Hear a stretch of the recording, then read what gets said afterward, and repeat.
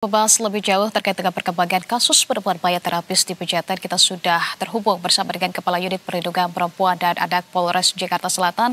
Sudah ada AKP Citra Ayu Sivilia. Kita sapa AKP Citra Ayu. Bu Citra, selamat sore. Selamat sore Mbak Nisa.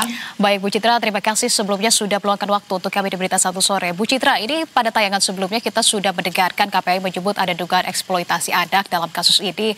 Seperti apa kemudian temuan dari pihak kepolisian sejauh ini? Karena kita tahu ini sudah 2 pekan berlalu. Apa saja temuan yang didapatkan?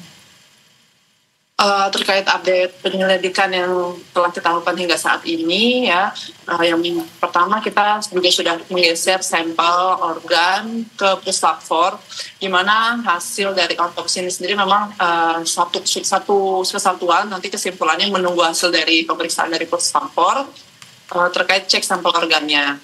Kemudian terakhir kami sudah melakukan pemeriksaan saksi, diantaranya adalah keterangan yang kita mintai dari Dukcapil Indramayu, kemudian kita juga melakukan BAI terhadap PT yang melakukan rekrutmen. Oke, nah terkait dengan PT yang melakukan rekrutmen begitu ya, ini kan manajemennya juga sudah diperiksa begitu. Keterangan apa saja yang kemudian digali, Bu Citra? Karena kita tahu kalau memang ada keterangan yang lebih lanjut begitu, ini juga ada kuat dugaannya terkait dengan eksploitasi anak. Apakah hal tersebut juga terindikasi, Bu Citra? Terkait keterangan yang sudah kita mintai, baik itu dari manajer, kemudian terakhir kemarin dari PT yang melakukan rekrutmen, mereka sendiri informasinya memang yang sampai kepada kami bahwa mereka menerima korban pada saat pendaftaran itu, korbannya kan atas nama RTA. Kemudian identitas yang digunakan ini atas nama SA. Jadi memang mereka mengetahui bahwa korban ini awalnya itu memang namanya adalah SA.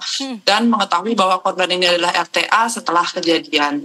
Namun pastinya nanti ke depan juga kita akan melakukan pendalaman. Rencana tindak lanjut kami juga kita mau melakukan pemeriksaan ataupun kita mintai informasi atau keterangan dari keluarga ataupun kerabat yang digunakan identitasnya oleh korban untuk melakukan pendaftaran untuk bekerja. Oke, saya ingin penegasannya, artinya memang di sini ada sebuah ketidakcocokan terhadap identitas korban begitu ya. Lantas pada saat dikonfirmasi juga ke Dukcapil, mana identitas yang asli dari korban, Bu Citra? Jadi memang pada saat kita pemeriksaan kemarin pada Dukcapil juga dicek dalam sistem bahwa benar ada yang terdaftar atas nama RTA dan korban ini adalah atas nama RTA dengan usia 14 tahun. Kemudian identitas yang ia gunakan untuk mendaftar memang masih satu kerabat dengan korban dan masih dalam satu kakak. Jadi itulah yang digunakan oleh korban untuk mendaftar atau mencari pekerjaan.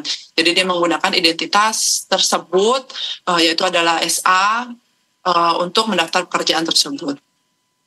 Ya, identitas SA yang digunakan oleh korban begitu, apakah kemudian korban juga mendapatkan dukungankah untuk kemudian menggunakan identitas tersebut atau memang ada yang menutupi, bahkan pihak manajemen pun sebetulnya sudah mengetahui namun memang masih ditutup-tutupi atau seperti apa? Siapa yang kemudian mendukung korban menggunakan identitas berbeda?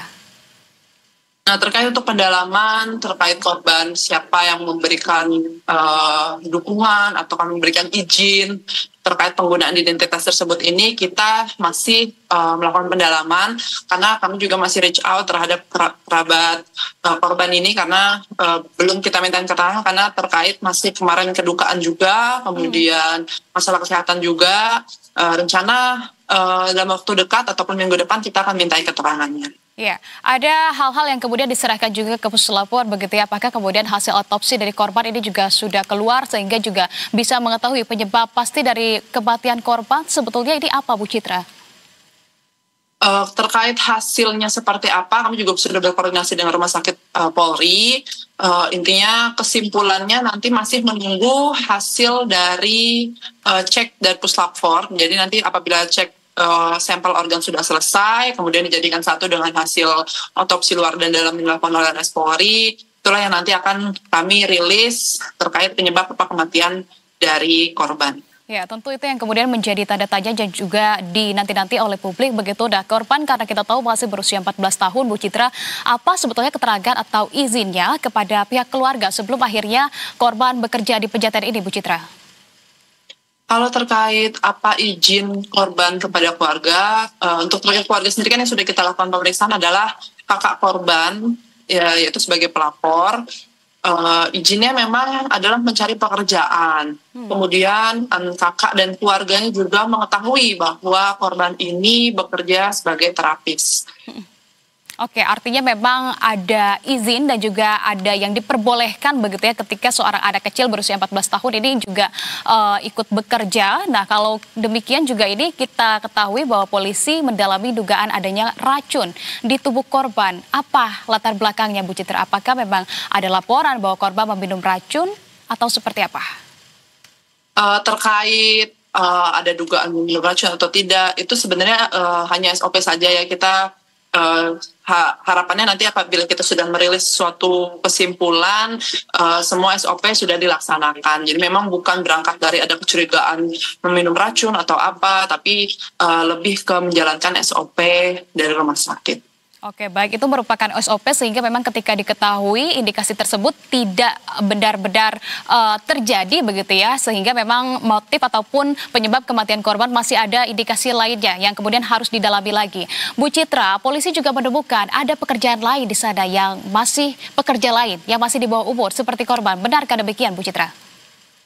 Kalau terkait rekan-rekan terapis korban yang sudah kita lakukan pemeriksaan juga, kita mintai keterangannya. Kita juga sudah koordinasi dengan Dukcapil terkait identitas. Sebanyak 10 terapis yang ada di tempat korban bekerja.